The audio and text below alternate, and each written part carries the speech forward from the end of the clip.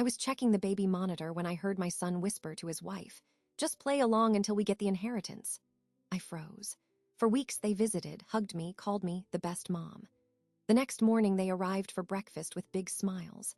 But when they walked in, I was sitting with my lawyer, and what he told them made my son's wife collapse.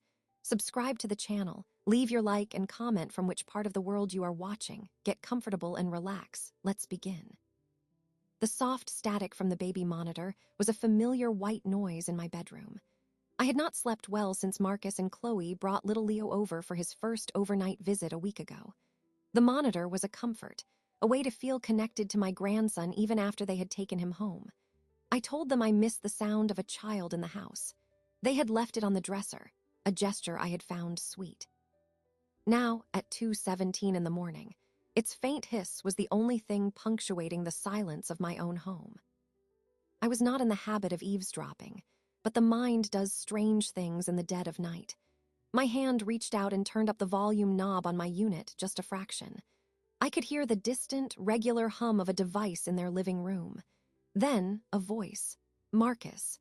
It was a whisper, but the microphone picked it up with perfect, cruel clarity.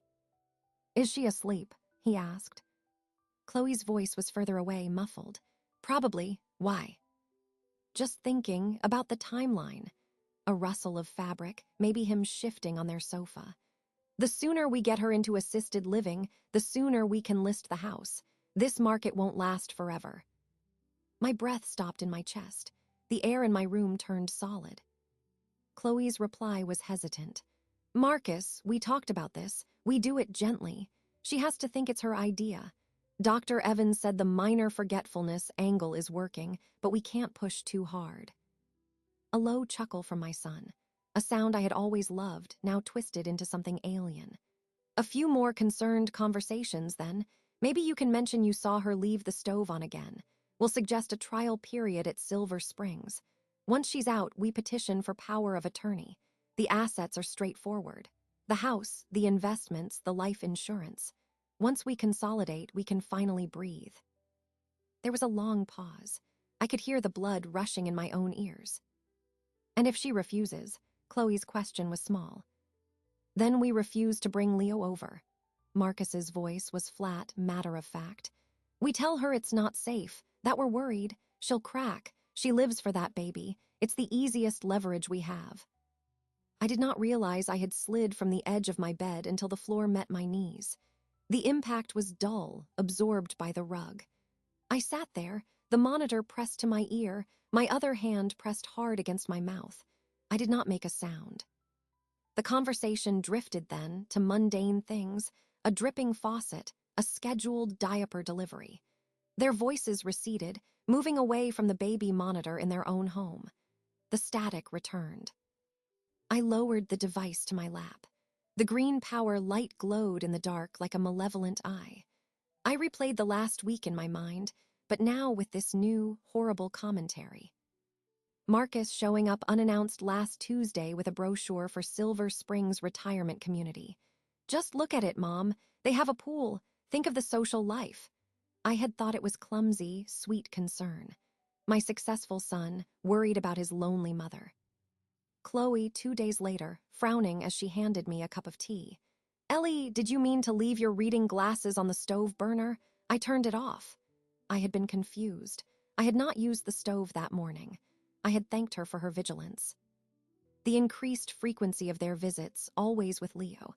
The way Marcus would walk through my home, his eyes assessing the furniture, the art, the built-in bookshelves like an appraiser. I saw it now for what it was, an inventory. My own son, the boy I raised alone after his father left, working double shifts as a teacher and then a principal to give him stability. The boy I sat with through every science project, drove to every soccer game, consoled through every heartbreak. The man I helped through college, whose wedding I paid for, whose son I cherished. He saw me as a portfolio to be managed, a problem to be solved, a lock to be picked. The initial wave of nausea passed, leaving behind a cold, clear emptiness. I placed the monitor back on the dresser. I stood up. My legs held. I walked to the window and looked out at my quiet street, at the maple tree I had planted when Marcus turned 10. I watched its branches sway in the night breeze. I did not cry. The hurt was too vast, too profound for tears. It was a geological shift, a continent of love shearing off into a black sea. What remained was a stark, new landscape. They thought I was a frail woman being gently manipulated into a corner. They thought my love for my grandson was a weakness to be exploited. They thought the sum of my life, this house, my savings, my legacy, was already theirs, just awaiting transfer. I turned from the window. The clock read 2:41. In 24 minutes, my world had been dismantled and a new one had been built in its place. This new world was colder. It had fewer people in it, but it was clear. I would not confront them. Not now. A confrontation would lead to denials, to gaslighting, to emotional pleas. It would give them the initiative. They would spin a story about my paranoia, my age, my forgetfulness. They would use my anger against me. No, they had shown me their plan. It was a plan built on deception and patience. I would need a better one. I would need to be more patient. I would need to be more deceptive. I went to my small home office. The one they joked was my command center. I turned on the desk lamp. I took out a fresh, lined notebook. On the first page, I wrote the date and time. Then I wrote a single sentence. They believe I am stepping onto their path. I turned the page. I began to outline in careful, deliberate handwriting the facts. Their words verbatim as I remembered them. Their recent actions. Their perceived timeline. This was not a diary of grief. It was an intelligence report. The anger was there, but it was a quiet engine now, buried deep, fueling my focus. The sadness was a weight I acknowledged and set aside. There would be time for that later. Now there was work to do. I heard their strategy, a campaign of erosion, chipping away at my confidence in my own mind, using my love as a crowbar. I would let them continue. I would appear to be exactly the woman they thought I was, slightly confused, increasingly grateful for their concern, susceptible to suggestion. But while they were busy constructing my decline, I would be constructing their consequence. I did not yet know the shape of it, but I knew it would be legal. It would be irrevocable. And it would ensure that not a single cent of my life's work would reward their betrayal. As the first gray light of dawn touched the windows, I closed the notebook. I hid it behind a row of old textbooks on a high shelf. I returned to my bedroom. I looked at the baby monitor. It was no longer a symbol of connection. It was my first piece of evidence, a tool of their deceit that had, instead, revealed them. I got back into bed. I closed my eyes. I rehearsed the smile I would give Marcus and Chloe when they came for breakfast on Saturday. It would be warm. It would be trusting. It would not reach my eyes. Sleep did not come, but a plan began to. Saturday morning arrived with a clarity that felt surgical. The sun was bright, the kitchen warm from the oven where I was keeping the cinnamon rolls warm. I moved through the familiar routine, setting the table with the blue-checked cloth, arranging the cutlery, pouring orange juice into the pitcher. But each action was now a measured performance. I had rehearsed my demeanor. I was to be a leaner, the slightly tired but grateful mother, touched by her family's attention. I heard their car pull into the driveway at precisely 10 o'clock, their usual time. I took a slow breath, willing my pulse to settle. The door opened without a knock. "Mom, something smells amazing." Marcus's voice was a burst of manufactured warmth. He entered first, holding Leo's car seat. His smile was wide, his eyes scanning the room before landing on me. Chloe followed, her own smile already in place. "Good morning, Ellie. You didn't have to go to all this trouble." She stepped forward and brushed a kiss near my cheek, a gesture that now felt like a data point. Her perfume was strong. "No trouble at all," I said, my voice carefully light. I turned to the car seat. "And how is my favorite grandson?"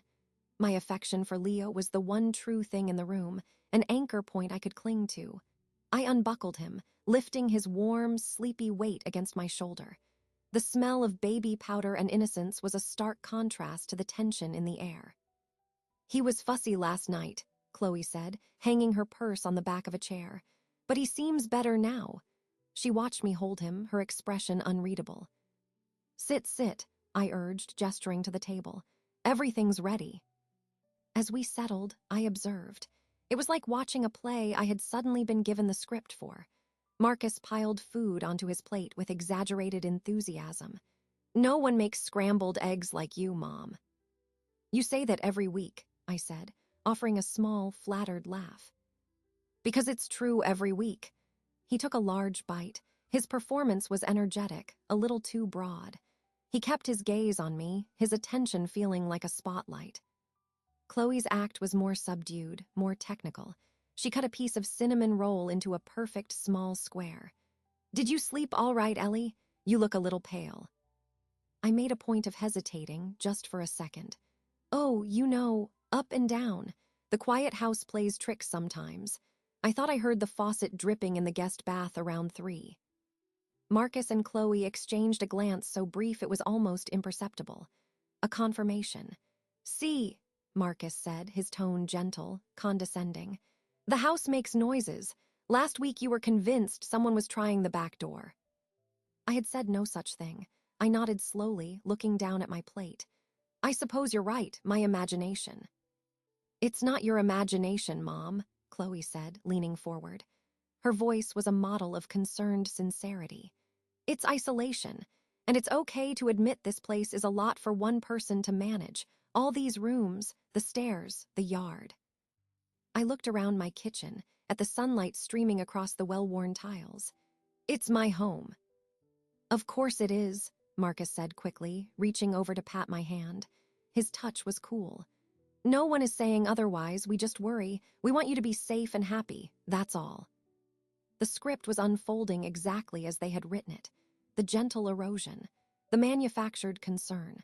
I watched Marcus's hand as he withdrew it, noting the clean lines of his nails, the expensive watch. Paid for with what? My mind began to calculate.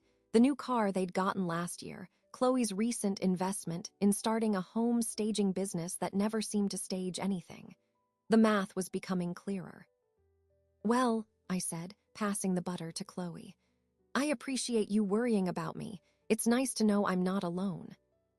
"You'll never be alone," Marcus said, the line delivered with perfect sonorous conviction. The conversation shifted then to their plans for the week, to a problem with their gutters.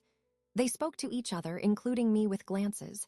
I nodded in the right places, asked polite questions. I held Leo on my lap, feeling the solid, trusting weight of him. He was their tool, but he was also my point of focus. His needs were simple and true. As Chloe cleared some plates, Marcus leaned back in his chair. His eyes drifted past me, into the living room, lingering on the antique writing desk that had been my mother's. I was talking to a colleague the other day who does estate planning. Just casual. He said the biggest mistake people make is not planning for transitions early. It causes so much stress for the family later. The bait was so obvious. I chewed a piece of toast carefully before answering. "I have a will, Marcus, you know that. Mr. Clark helped me with it years ago." I know," he said, waving a hand. "But things change, assets grow, properties need maintenance. A simple will can lead to complications. Probate is a nightmare." He said the word probate with a gravitas he'd likely learned from a television show. "Mr. Clark has always handled my affairs," I said, my tone deliberately neutral. "I trust him." "Old Benji's a great guy," Marcus conceded, though his jaw tightened slightly. "But he's traditional. There are more modern, efficient ways to structure things. Ways that could give you more security now and avoid a lot of headaches for everyone down the line." For him down the line. I heard the unspoken words as clearly as if he'd shouted them. "I'll think about it," I said, offering a vague, appeasing smile. "It's good of you to be so proactive." He seemed satisfied with that, a fisherman who felt the first tentative nibble. He didn't need the hook set today. He just needed to know I was still in the water. The visit lasted another hour. There were more hugs, more promises to call, more kisses on Leo's head from me that were the only authentic contact of the morning.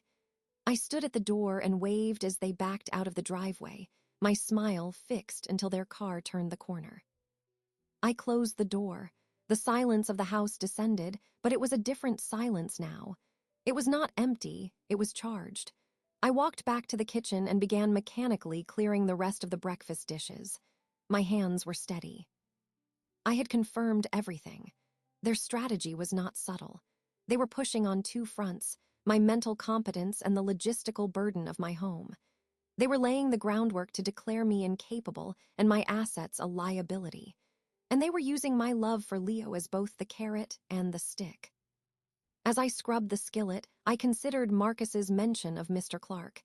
He viewed Benji as an obstacle, a relic. That was a mistake, a significant one. I finished cleaning. I did not go to my notebook immediately. Instead, I walked through each room of my house. I touched the back of the armchair where I'd read to Marcus as a child. I straightened a photograph of my parents on the mantel. I looked at the books lining the shelves, the small collections of pottery gathered from trips taken long ago. This was not just an asset portfolio. It was a life, my life. They saw it as a thing to be dismantled and liquidated. I saw now that my revenge would not simply be about denying them money. It would be about affirming the value of this life, on my own terms. It would be about proving that my mind, which they sought to declare feeble, was sharper than theirs. I went to my desk, picked up the phone, and dialed a number I knew by heart. Benji Clark's office. His secretary's voice was crisp. "Mildred, it's Alina Reynolds. Is Benji available for a meeting early next week? There's a matter I need to discuss with him. A family matter." I could hear the faint click of a keyboard. "He has an opening Tuesday at 10. Will that suffice?" "That will be perfect," I said. "Thank you." I hung up. The decision was no longer internal. It was in motion. The performance was over. The planning could now begin in earnest. I sat at the clean kitchen table in the quiet, sunlit room, and for the first time since hearing the whisper, I felt a sense of calm direction. The hurt was still there, a cold stone in my chest, but it was no longer paralyzing. It had become a foundation. The following Tuesday at 9:45 a.m., I pulled my car into the small lot beside the brick building that housed Benji Clark's law office. The air was cool and crisp. I wore a simple navy dress and carried my notebook and a folder in a leather satchel. This was not a social call. I was a client arriving for a consultation. Mildred, who had been Benji's secretary since the late 80s, smiled warmly as I entered. "Alina, he's ready for you. Go on back." The hallway was lined with framed diplomas and community service awards. The smell was of old paper, lemon polish, and coffee. Benji's door was open. He stood up from behind a large, orderly desk as I appeared in the doorway. He was a tall, thin man with close-cropped white hair and sharp, kind eyes behind wire-framed glasses. "Ellie," he said, coming around to take my hand in both of his. His grip was firm and dry. "It's good to see you. Mildred said it was a family matter. Nothing too dire, I hope." His tone was professional but laced with genuine concern. He had known me since Marcus was in diapers. "It's a matter that requires your expertise, Benji," I said, taking the seat he offered across from his desk. He settled back into his own chair, steepling his fingers. "All right, you have my full attention." I opened my satchel and took out the notebook. I did not need it, as the words were burned into my memory, but the physical object gave me an anchor. I spoke clearly and without embellishment. I told him about the baby monitor, recounting the conversation between Marcus and Chloe verbatim.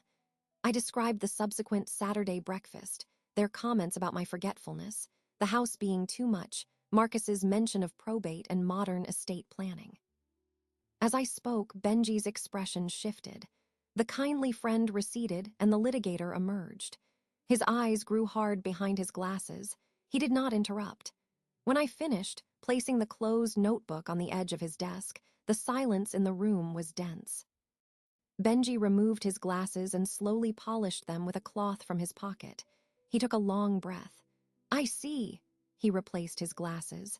"Alina, I am so very sorry. This is a profound betrayal." "Thank you," I said.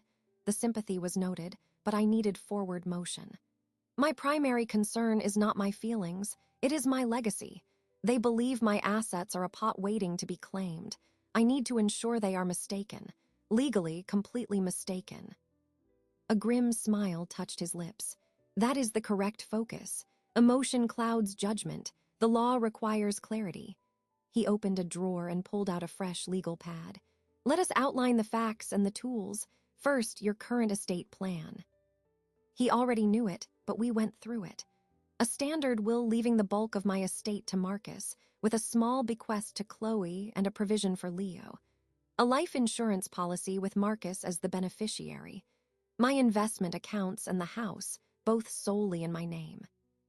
All of this is vulnerable, Benji said, tapping his pen on the pad. If they were to succeed in having you declared incompetent, a court-appointed conservator, which Marcus would petition to be, could gain control. They could liquidate assets for your care, funneling the funds to themselves. The will could be contested later, but the damage would be done. So I must prevent any declaration of incompetence, I stated. You must, and you will.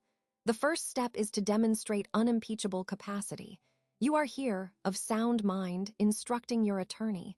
We will document that. The second step is to remove the incentive. We make the assets inaccessible to them, now and in any foreseeable future. He began to list options, his pen scratching across the paper.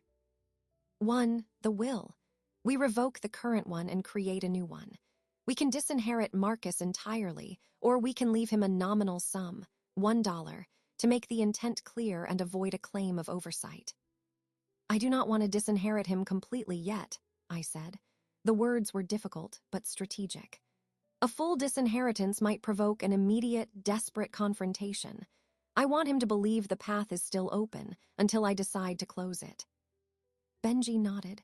Prudent. We can draft a new will but not file it immediately. We hold it. Option 2, the house. We place it in an irrevocable life estate. You retain the right to live in it for the rest of your life. Upon your death, it passes to a named beneficiary, not Marcus.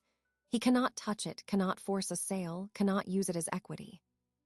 Who would be the beneficiary? I asked. A trust for Leo's education, Benji suggested. Or a charitable organization of your choice. The point is, it is removed from your taxable estate and from Marcus's reach. I like that, I said. The idea of my home becoming a scholarship fund or a nest egg for Leo's future had a fitting poetry to it. 3. Financial assets. We move your investment accounts into a revocable living trust with you as the sole trustee. This avoids probate. More importantly, we name a successor trustee who is not Marcus. If you become incapacitated, this trusted person manages the assets for your benefit, according to the trust's instructions, not his. You, I said without hesitation. If you wish, Benji said, giving a single nod. 4. The life insurance policy. We change the beneficiary, again, perhaps to the trust for Leo. And the baby monitor, I asked. Is that evidence? It demonstrates intent.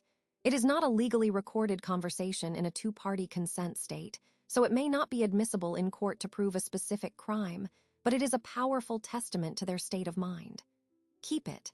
Document everything. If they mention Silver Springs or your forgetfulness again, make a note of the date and time. Build a file. He leaned back, looking at me. Ellie, this is a comprehensive redirection of your entire estate. It will require paperwork, visits to your financial institutions, and steadfast resolve. You must continue to act normally with them. Can you do that? I have been doing it since I heard that whisper, I said. My voice was even. I can continue. Then we have a plan, Benji said. He tore the top sheet from his legal pad and handed it to me. It was a neat list of actions. 1 draft new will hold. 2 life estate deed for house. 3 establish living trust, transfer assets. 4 change insurance beneficiary. 5 document all interactions. We start today, he said. I will draft the life estate deed and the trust documents for your review. We will need to schedule time at the title company and your bank. This will take a few weeks to execute fully. That is acceptable, I said, folding the paper and placing it in my notebook. A sense of solidity was settling over me. The chaos of betrayal was being structured into actionable steps. Benji stood up. I followed suit. He came around the desk again and placed a hand on my shoulder. He is a fool, Ellie, a greedy, short-sighted fool. You built a life of substance and dignity. He sees only the currency it can be converted into. We will protect that life. Thank you, Benji. Don't thank me yet. The hard part is the performance. Go home, act the part. Let them dig their hole a little deeper. We will be ready to fill it in. I left his office, the list in my bag feeling heavier than its physical weight. The path was clear now. The law was my weapon and Benji was my armorer. The emotional storm was locked away, fuel for the engine of my will. As I drove home, I considered the first performance I would have to give, a phone call to my son. I would need to sound a little lost, a little more susceptible to his concern. I would need to encourage his confidence. I pulled into my driveway, looking at the house. It was no longer just my home. It was now the principal asset in a defensive campaign. I felt no triumph, only a cold, purposeful resolve. The decision was made. The action had begun. The first performance was a phone call. I waited until Wednesday evening, a time when Marcus was likely to be home but distracted. I dialed his number, allowing my voice to take on a faint, uncertain quality when he answered. Marcus, it's Mom. Hey, everything okay? His tone was alert, ready to categorize any problem. Yes, I was just thinking about what you said on Saturday, about the house being a lot. I let a small sigh travel down the line. Sometimes, in the evenings, it does feel very large and quiet. I could almost hear the gears turning in his head, the calculation of advantage. I know, Mom. It's a lot for anyone. Did something happen? No, nothing happened. I just found myself standing at the bottom of the stairs earlier, looking up, and the thought of going up to make the beds in the guest rooms just seemed exhausting. This was a fiction, but a plausible one. You shouldn't be worrying about guest rooms that no one uses, he said, his voice softening into that practiced, caring tone. That's exactly what we've been talking about. A smaller, manageable space where someone else handles the maintenance. You could have more energy for the things you enjoy. I suppose, I said, injecting a note of weary concession. Maybe you could send me that brochure for Silver Springs again. I seem to have misplaced it. Of course, he said, and I could hear the restrained satisfaction. I'll email it right now. And Chloe and I were thinking we could come by this weekend, maybe take you for a drive out there, just to look, no pressure. That might be nice, I murmured. Thank you for being so patient with me, Marcus. Always, Mom. Try not to worry. We hung up. I set the phone down on the kitchen counter, my expression neutral. The hook was set a little deeper. My perceived vulnerability was feeding his confidence. That was the necessary backdrop for the real work. The next morning, I met Benji at the title company. The office was sterile and bright. We sat across from a neutral-faced representative. Benji presented the life estate deed he had drafted. It designated that upon my death, the title to my house would transfer directly to a trust, the Leo J. Reynolds Educational Trust, which Benji would administer. I retained all rights of ownership and occupancy for my lifetime. I signed where indicated, my signature firm and clear. The notary stamped and signed. It was done in 20 minutes. My house was no longer a future inheritance for Marcus. It was a future scholarship for my grandson. From there, I went to my bank. I had an appointment with Mrs. Evans, the branch manager who had known me for 15 years. Benji had provided the paperwork for the revocable living trust, named the Alina Reynolds Living Trust. I was the trustee. Benji was the named successor trustee, empowered to step in only if I was certified as incapacitated by 2 independent physicians, a stipulation we had written in explicitly. Transferring these accounts into the trust is a smart move, Mrs. Reynolds, Mrs. Evans said, clicking through screens on her computer. It simplifies things for your beneficiaries later. That's the idea, I said pleasantly. We moved my investment portfolio and savings accounts into the trust's name. The process was administrative, a series of signatures and confirmations. To anyone watching, it was prudent estate planning. To me, it was the construction of a financial fortress. The life insurance policy was changed online. The beneficiary was no longer Marcus Reynolds. It was the same educational trust for Leo. At home, I organized the paperwork. I filed the copies from the title company and the bank in a new, plain filing cabinet in my office. The old will I placed in an envelope and wrote REVOKED across it in black marker. Benji held the new, signed will in his office safe, a document that left Marcus $1 and the rest to the trust. It was a dormant weapon. The most delicate task was gathering evidence. I purchased a small, discreet digital voice recorder. I tested it, learning its range. I did not need a courtroom admissible recording. I needed confirmation for myself and potentially for leverage. They visited that Saturday, buoyant after our phone call. Chloe brought the Silver Springs brochure, her enthusiasm bright and brittle. We sat in the living room. "Look at this, Ellie," she said, pointing to a photo of a swimming pool. "Aquatic therapy, and they have a shuttle that goes to the botanical gardens every week." "It looks very modern," I said, taking the brochure. Marcus sat forward, elbows on his knees.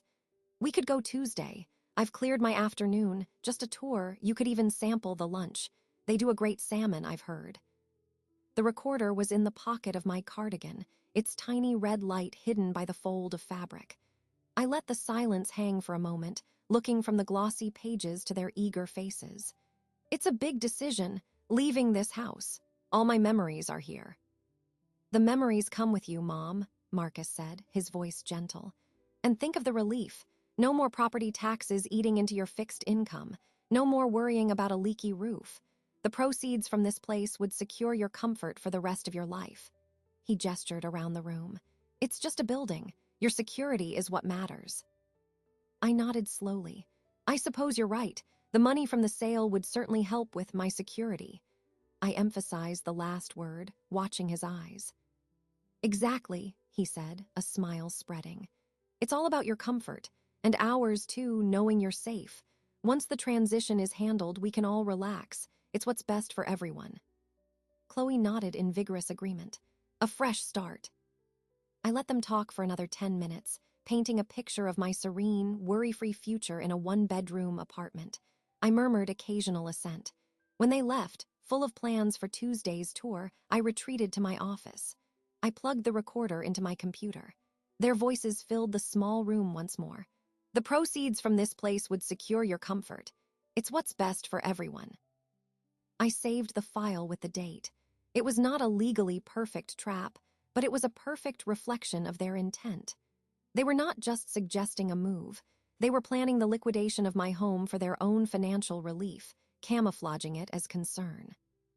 The web, as Benji called it, was now woven. The legal structures were in place, invisible beneath the surface of our normal interactions. The evidence was accumulating. My performance was consistent, a woman slowly, reluctantly, coming around to their way of thinking. That night, I reviewed the list Benji had given me. Every item was checked except the final, ongoing one, document all interactions. I opened my notebook and wrote a new entry detailing the afternoon's conversation. The facts were dry on the page. The subtext screamed. I felt no joy, only a grim sense of completion. The stakes had been formally raised. Their greed was now operating in a theater I had built, on a stage whose trapdoor they could not see. I had secured my borders. The next phase would be to test their defenses. With the legal architecture secure, my focus shifted from defense to provocation. I needed to understand the depth of their greed, to measure its pressure. A plan formed, simple and direct. I would dangle an alternative future in front of them, one where their expected inheritance was redirected, and observe their reactions. The setting needed to be neutral, public enough to temper their responses, but private enough for candor. I called Marcus on Thursday. "I've been thinking," I began, my voice carrying a thoughtful, slightly scattered tone I had perfected. "About the future, not just mine, but the community. Would you and Chloe like to meet me for an early dinner at Giovanni's on Saturday? My treat. There's something I'd like to discuss." Giovanni's was a family-owned Italian restaurant we had frequented for years. The familiarity would put them at ease. "Of course, Mom. Is everything okay?" His question was automatic, a reflex of his assumed role. "Everything's fine. Just some ideas I've been turning over. I'd value your input." Saturday evening, I arrived first. I requested our usual corner booth. I placed my purse on the seat beside me, the recorder inside activated. I ordered a glass of water and waited. They arrived together, Marcus helping Chloe with her coat. They slid into the booth across from me, their expressions a blend of curiosity and subdued expectation. The waitress brought bread and took our drink orders. "This is a nice surprise, Ellie," Chloe said, unfolding her napkin. "A night off from cooking." "You work too hard in that kitchen," I said, smiling. "How's Leo?" We exchanged the usual pleasantries about the baby, his sleeping patterns, his latest developments. It was the necessary overture. Once our meals were ordered, lasagna for them, grilled chicken for me, I leaned forward slightly. "So the reason I wanted to talk," I began, watching their faces. "All this talk about my house and assets has got me thinking about legacy. Real legacy. Not just who gets what, but what it does asterisk." Marcus took a sip of his wine, his eyes fixed on me. "Okay." "I had a long conversation with Mr. Clark the other day," I said, deliberately using Benji's formal title. "He was helping me understand some options. One concept I found fascinating was a charitable remainder trust." I paused, letting the term hang in the air. Chloe blinked. Marcus's fork hesitated over his bread. "It's a way to convert a highly appreciated asset, like a house, into a lifetime income stream while also making a significant gift to a cause you care about," I continued, as if explaining a novel concept I just learned. "You get a tax deduction now, an income for life, and then when you pass, the remaining assets go to the charity." Benji mentioned the new community center project. They're trying to fund an after-school program. They'd name it the Alina Reynolds Learning Wing. Has a nice ring to it, doesn't it? The silence at the table was profound. The clatter of other diners, the murmur of conversation, all of it seemed to recede. Marcus's face underwent a subtle but distinct transformation. The attentive sun facade fractured, revealing a flash of pure, panicked calculation underneath. Chloe stared at her plate, her knuckles white around her water glass. "A charity," Marcus repeated, his voice carefully neutral but too tight. "Well, a community cause," I clarified, waving a hand gently. "It's just one idea. Benji said it was very efficient from an estate tax perspective. Of course, it would mean the asset wouldn't be part of a traditional inheritance. But the income would support me, and the legacy would be tangible, something that helps children." Chloe finally looked up. Her eyes were wide, her smile strained. "That's incredibly generous, Ellie, but it's such a big decision. Shouldn't family come first, for Leo's future?" "Oh, Leo would be taken care of separately," I said breezily, as if it were an afterthought. "I've already set up a small educational fund for him. This would be about something larger, a permanent contribution." Marcus put his fork down with a soft click. "Mom, I admire the sentiment, I really do. But these kinds of instruments are complex. They often come with high fees and lock you into inflexible arrangements. What if you need the principal for medical care later? A charity won't give it back." His words were logical, lawyerly, but his tone had an edge of urgency. "Benji said the terms could be structured for flexibility," I countered mildly, taking a small bite of my chicken. "And medical care is what my insurance and savings are for. This would just be for the house." "Just the house," Marcus echoed, a faint sheen of perspiration appearing on his temple. "The house is the majority of your net worth. It's your security. To just give it away." "Not give it away," I corrected. "Transform it, and it's not decided. It's just an idea I'm exploring. I wanted to see what you thought." What they thought was written in the rigid line of Marcus's jaw and the desperate plea in Chloe's eyes. The greed was not just palpable. It was a third entity at the table, writhing in panic. "I think," Marcus said, struggling to regain his soothing tone, "that you should move very slowly. These decisions are irreversible. Family should be the priority. Leo's future, our ability to help you, that's what matters. A plaque on a wall won't visit you on Sundays." "I suppose you're right," I said, nodding with apparent concession. I let my gaze drift as if considering his wisdom. "It was just a thought. Perhaps I got carried away. Forget I mentioned it." The relief that washed over them was not subtle. Marcus's shoulders dropped an inch. Chloe exhaled audibly and picked up her fork again, though her hand trembled slightly. The rest of the meal proceeded with strained conversation.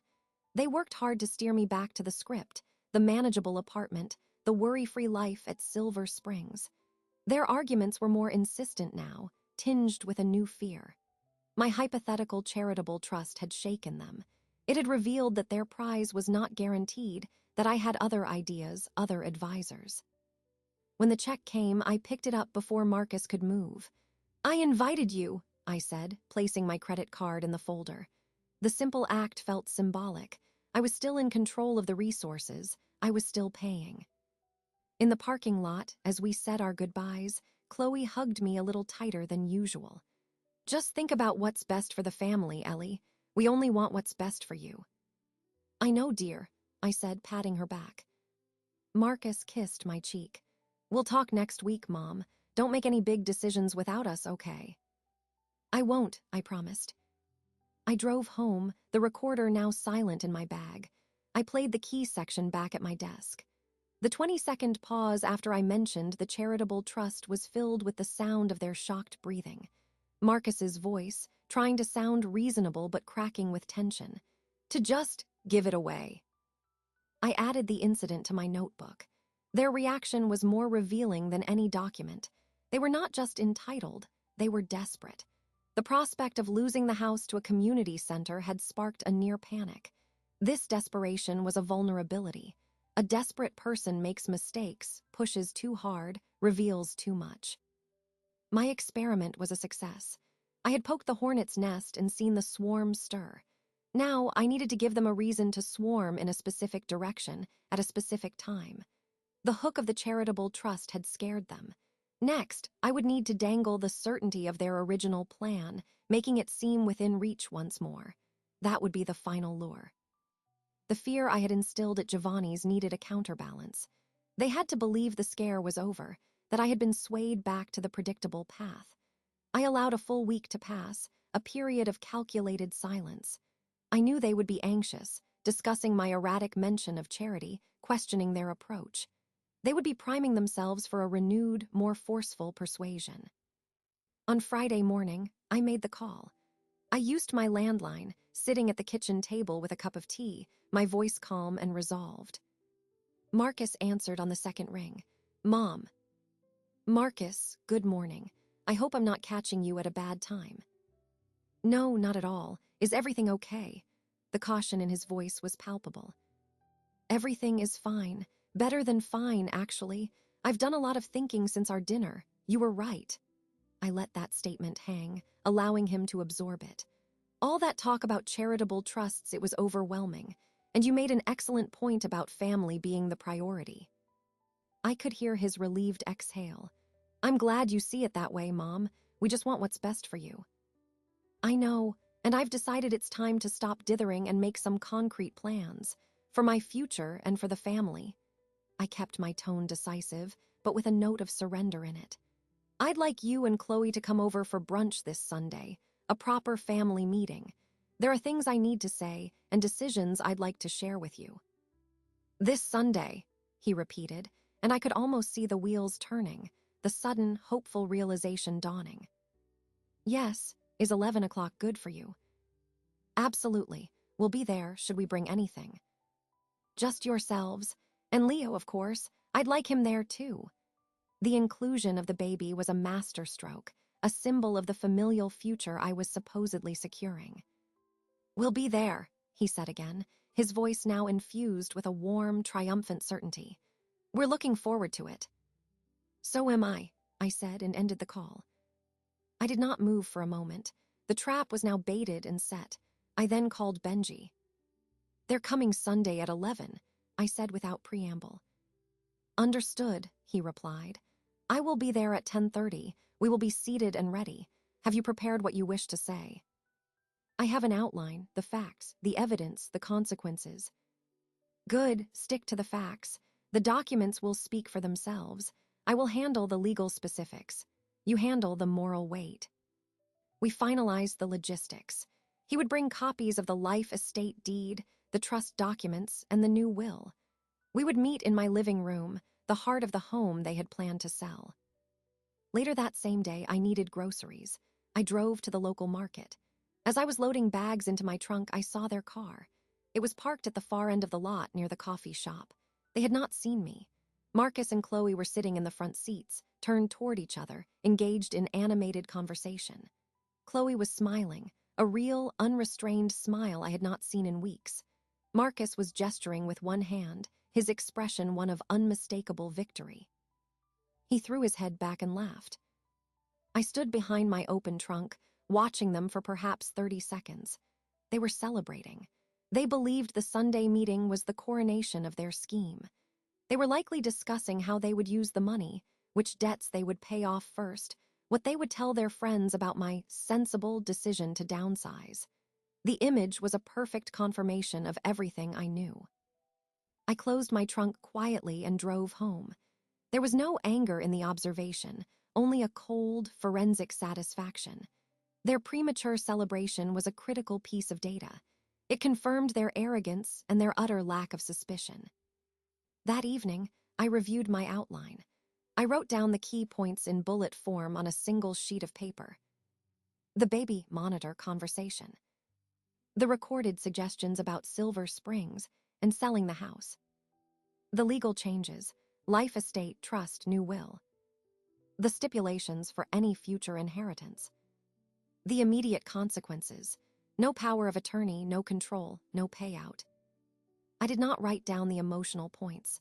Those would be conveyed by my demeanor, by the sheer, unadorned recitation of facts. On Saturday, I cleaned the house. It was not a nervous habit, but a ritual. I dusted the furniture, vacuumed the carpets, polished the mirrors. I was preparing a stage.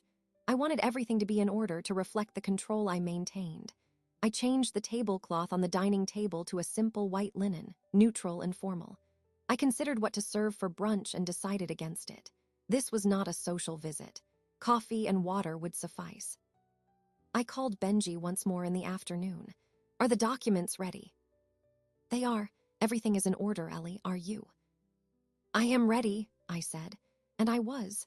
The grief had been compartmentalized, sealed away into a chamber that no longer interfered with my function.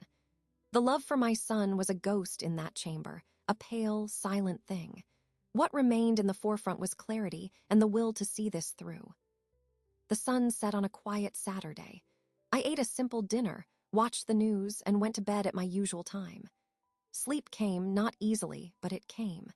My mind was not racing with anxiety. It was rehearsing lines, anticipating reactions, running through contingencies. It was the calm of a soldier on the eve of a battle where every move of the enemy is known. The invitation had been issued and accepted. Both sides believed the next day would bring their victory. Only one of us was correct. The stage was set in the house they coveted, and I was in control of the lights, the script, and the final curtain. The Sunday morning sun was bright and clear, filtering through the blinds in clean lines across my bedroom floor.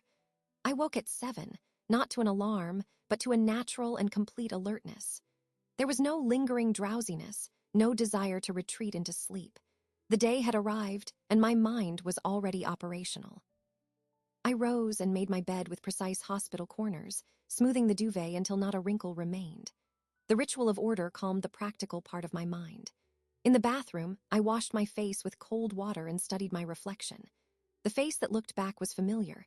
The deep brown skin, the silver hair I had brushed back from my forehead. The eyes were calm, but they held a new depth, a settled resolve that had not been there a month ago. I applied a small amount of lip balm, nothing more. I dressed with deliberate care. I chose a simple sheath dress in a deep charcoal gray with a single strand of pearls. The outfit was both elegant and severe, the uniform of a woman who was not to be trifled with. It was armor of a different kind. In the kitchen, I made a single cup of coffee. I did not eat. I carried the coffee into the living room and stood in the center of the space. This was the stage. I had arranged the furniture 2 days prior. My armchair was positioned to face the doorway, slightly apart from the sofa. A small, sturdy table was to its right, ready to hold documents. The sofa where they would likely sit was directly across. The room was spotless, every surface dusted, every pillow plumped. It was a showroom, a courtroom. At 9:30, I retrieved the files from my office. I placed them on the table beside my chair, a thin folder containing printed transcripts of the recorded conversations, and a thicker one holding the legal documents Benji would explain. I set out 3 glasses and a pitcher of water on the coffee table. At 10:25, the doorbell rang. I answered it to find Benji Clark standing on my porch, carrying a worn leather briefcase. He wore a dark suit, a white shirt, a tie of somber blue. He looked every inch the seasoned attorney. "Ellie," he said, his voice low. "Benji, come in." He stepped inside, his eyes taking in the prepared room. He gave a slight approving nod. "You are ready." "I am. Would you like coffee?" "No, thank you. Water will be fine later." He took the seat I indicated on the sofa, leaving the armchair for me. He opened his briefcase on his lap and withdrew several official-looking documents, setting them beside mine. The deed, the trust papers, the will, all copies for them to see. The originals are filed. Good. We sat in silence for a few minutes. It was not an uncomfortable silence. It was the quiet of 2 generals reviewing the battlefield map one final time before the engagement. "Remember," Benji said, his voice barely above a conversational tone.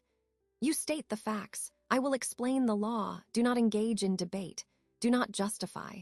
You are informing them of decisions already made." "I understand." "Their reactions may be volatile, especially Marcus's. I am here as your counsel and as a witness." I nodded. My gaze drifted to the mantelpiece, to a framed photograph of Marcus at his high school graduation. He was smiling, his arm around my shoulders, his future a wide-open road. That boy was gone. The man who had replaced him was a stranger I was about to formally meet. "Do you have second thoughts?" Benji asked, not unkindly. "No," I said. The answer was immediate and absolute. "I have grief, I have disappointment, but I have no second thoughts. What they planned was a kind of murder, a slow erasure of my autonomy and my legacy. This is not revenge, Benji. It is a correction." He nodded again. "Then we proceed." At 5 minutes to 11, I walked to the front window and glanced out. The street was empty. I returned to my chair and sat down. I folded my hands in my lap. My back was straight, my breathing even. I felt a strange hyper-awareness. The clock's tick was audible. The dust motes in a sunbeam seemed suspended. I could hear the hum of the refrigerator in the kitchen. I thought of the baby monitor, of the whisper that had started all this. I thought of the countless small betrayals that had followed, each a brushstroke in a painting of their contempt. That painting was finished. Today I would show it to them. Benji checked his watch. "It's time." At that moment, I heard a car door shut in the driveway. Then another. Then the sound of the infant carrier handle clicking. Footsteps on the front walk, brisk and confident. I did not move from my chair. The doorbell rang, 2 bright, cheerful chimes. They sounded absurd in the silent house. "Showtime," Benji said quietly. I took one last, deep breath. The calm I had cultivated over weeks settled over me completely, a sheet of ice over a dark lake. All emotion was beneath, frozen and still. What remained on the surface was pure, untouchable composure. "I'll get the door," I said and stood up. I opened the door. Marcus stood on the threshold, a wide, expectant smile already on his face. Chloe was beside him, holding Leo's carrier. Their expressions were identical pictures of anticipatory joy. "Mom, we're here," Marcus began, but his words cut off as his gaze traveled past me into the living room. His smile froze, then fractured. Chloe's eyes followed his, and her own pleasant expression drained away, replaced by blank confusion. "Hello," I said, my voice neutral. "Please come in." They moved inside slowly, as if entering an unfamiliar space. Marcus's eyes were locked on Benji, who remained seated on the sofa, his hands resting on his briefcase. "Mr. Clark," Marcus said, the name coming out flat. "This is a surprise." "Is it?" I asked, closing the door. The click of the latch was loud in the quiet entryway. I asked Benji to join us. Given the nature of our discussion, I wanted my legal counsel present. Marcus forced a laugh, but it was hollow. Legal counsel, Mom, it's a family brunch. He looked from Benji back to me, his smile trying to reassemble itself. What's going on? Please sit down, I said, gesturing to the sofa opposite Benji. I did not return to my armchair immediately. I needed them seated first, needed to establish the geometry of the room, them on one side, Benji and I on the other. Chloe sat first, perching on the edge of the cushion, placing the carrier at her feet. Leo was asleep inside. Marcus remained standing for a second longer, his posture defensive, before lowering himself beside his wife. His eyes darted between Benji's impassive face and mine. I walked to my armchair and sat. I adjusted the hem of my dress. I looked at them. This is not a family brunch, Marcus. It is a meeting. I have some information to share with you, and then Mr. Clark will explain the resulting legal realities. Marcus leaned forward, his palms on his knees. Mom, you're scaring Chloe. Whatever this is, can we just talk like adults? We are about to, I said. I picked up the thinner folder from the table. 4 weeks ago, on a Tuesday night at approximately 2:17 in the morning, I was awake. I turned up the volume on the baby monitor you left here. I heard a conversation between the two of you. The color vanished from Chloe's face. Her hand flew to her mouth. Marcus's eyes widened, then narrowed. What? You must have been dreaming, or you heard something out of context. I opened the folder. I did not read from it. I had memorized the lines. You were discussing a timeline. You said, and I quote, the sooner we get her into assisted living, the sooner we can list the house. You mentioned using my minor forgetfulness as an angle. You discussed petitioning for power of attorney once I was out of the house. You stated that if I refused, you would refuse to bring Leo over, as it was the easiest leverage we have.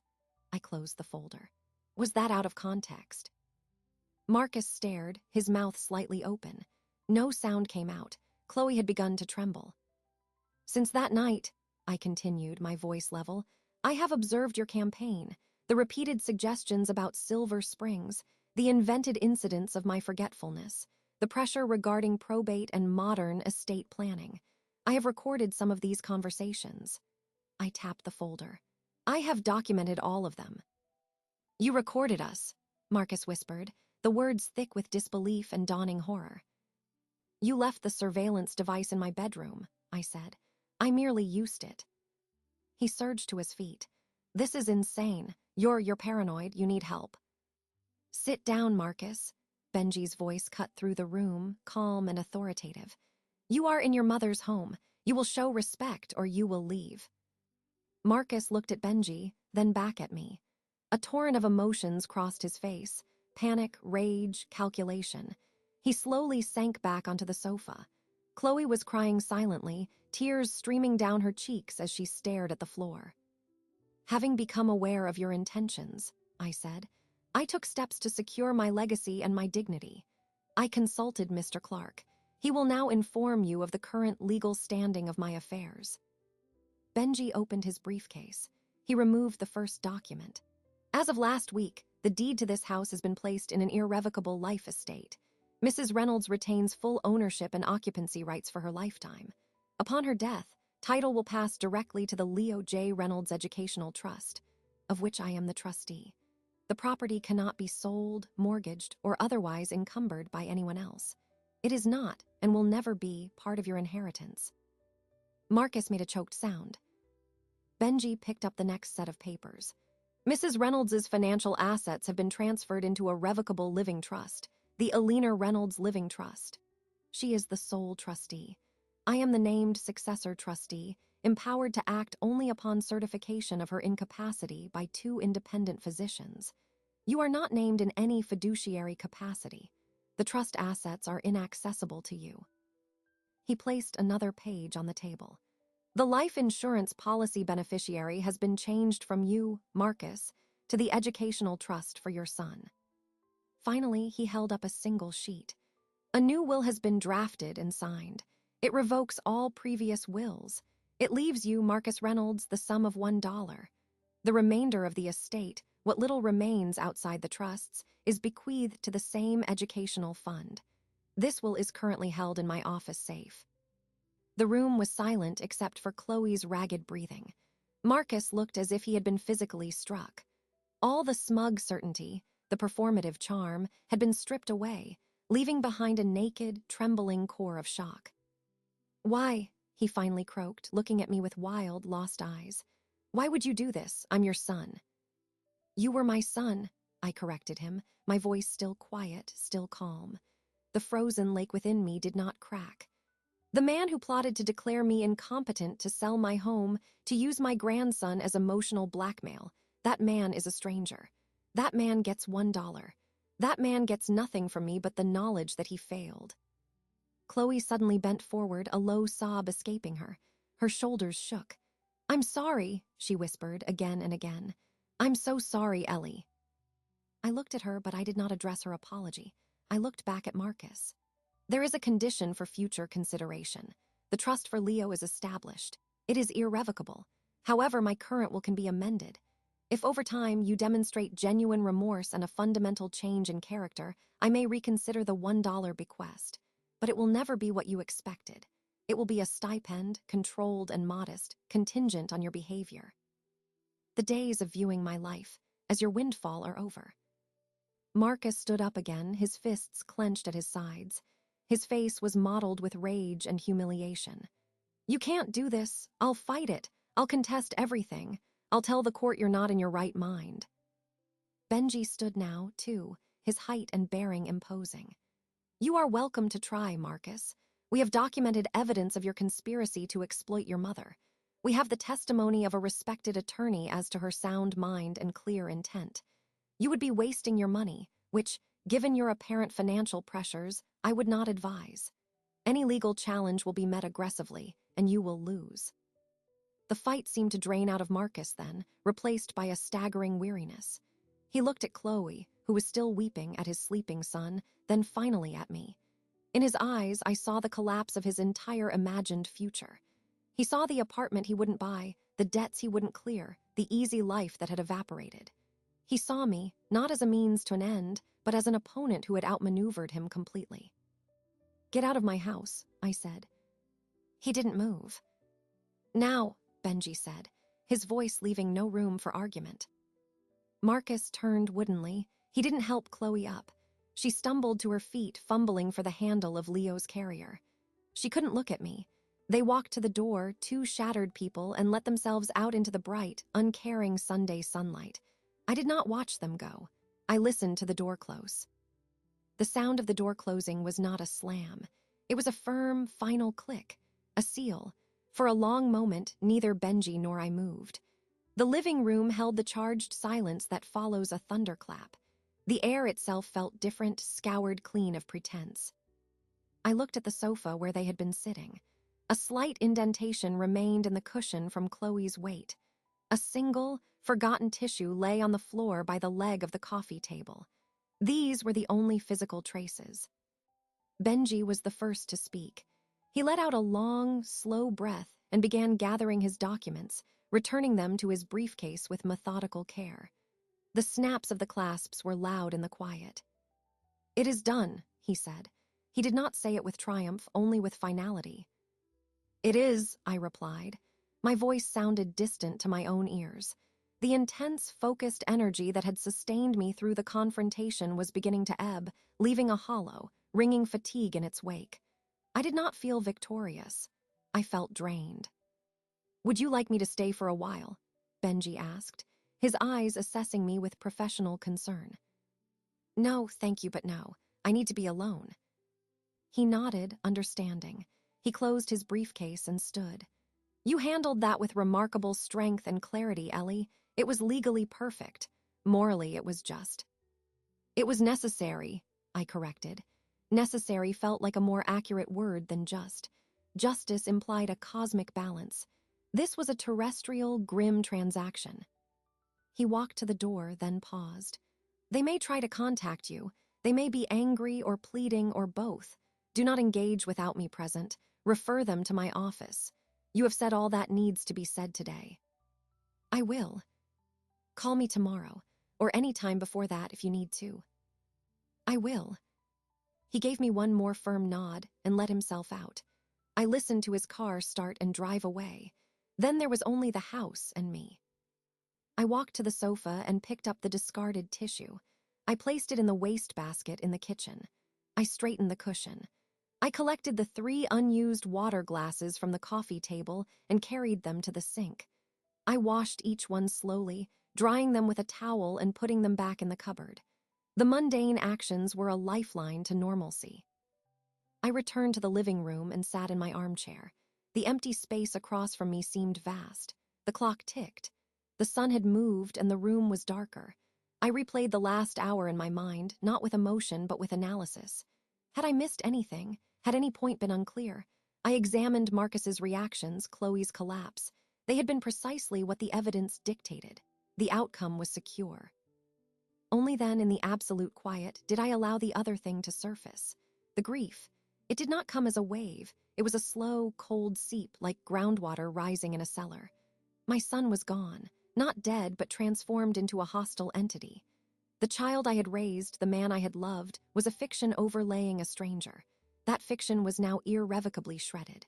The reality that remained was painful and barren. I sat with that feeling. I did not fight it. I acknowledged its presence, its weight, its truth. I let it fill the hollow space the adrenaline had left. There was no crying. The tears had been frozen out of me weeks ago. This was a deeper, wordless mourning. After some time, 10 minutes, 30, I couldn't say, I stood up. My body felt heavy. I went to the kitchen and filled the kettle. I set it on the stove and turned on the burner. The blue flame was a point of focus. I took down a teapot and a single cup. I measured loose-leaf tea, a chamomile blend. The ritual was automatic, comforting. As the kettle heated, my phone, which I had left on the counter, vibrated with a text notification. I did not move to look at it immediately. I waited for the kettle to whistle, poured the water over the leaves, and set the timer. Then I picked up the phone. The message was from Chloe. "Ellie, I have no right to say anything, but I am so ashamed. What we did, what I went along with, it was wrong. I am sorry. For Leo's sake, I hope one day you can forgive me. I won't bother you again." I read it twice. The words were simple. They felt true, or at least truer than anything she had said to my face in weeks. Her shame in the room had been real. Her complicity had also been real. The apology did not change the legal facts. It did not rebuild trust, but it was a data point. It indicated a crack in their united front, a potential for future divergence. I did not reply. I placed the phone back on the counter. I poured my tea and carried it to the sunroom at the back of the house. I sat in my favorite wicker chair and looked out at my small garden.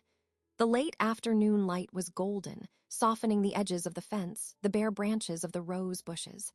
This was my view. This was my home. It was still mine. It would always be mine, and then it would become a gift for Leo's mind, not a liquidation for Marcus's debts. I sipped the tea. It was hot and soothing. The simple act of holding the warm cup, tasting the mild flavor, grounded me and my body in the present moment. The seismic event was over. The aftershocks would come, legal threats, social fallout, the complicated grief, but the main quake had passed. I had protected what was mine. I had upheld my own worth in the face of those who sought to diminish it. The victory was quiet, solitary, and stained with loss. But it was a victory nonetheless. I had not broken. I had bent, and in bending I had crafted a weapon. I had not screamed. I had spoken, and my words had carried the weight of law. As the sky began to turn peach and lavender with dusk, I finished my tea. I washed the cup and put it away.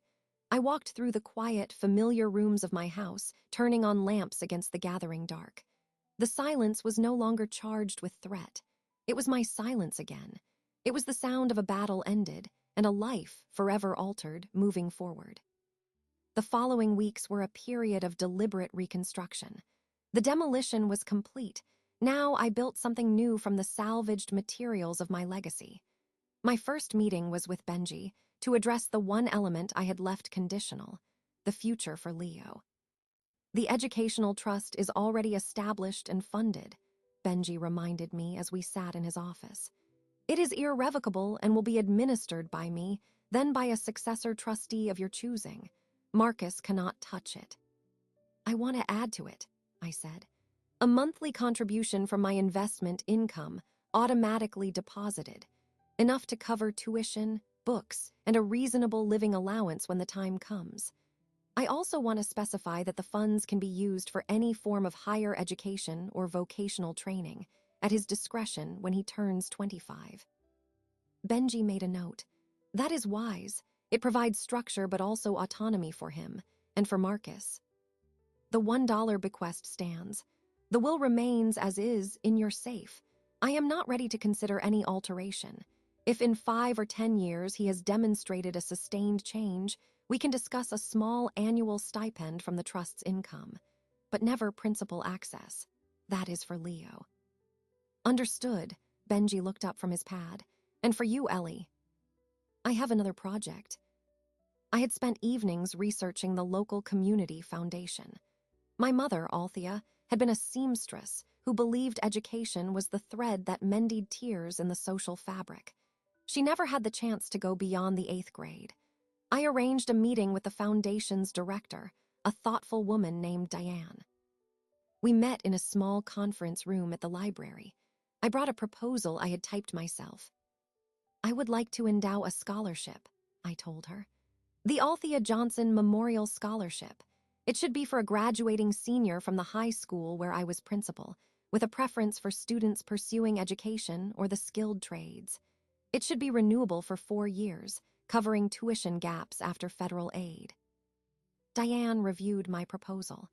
This is a significant commitment, Mrs. Reynolds. It will change lives. That is the intention, I said. I will fund it through a donor-advised fund at the foundation. The details are here.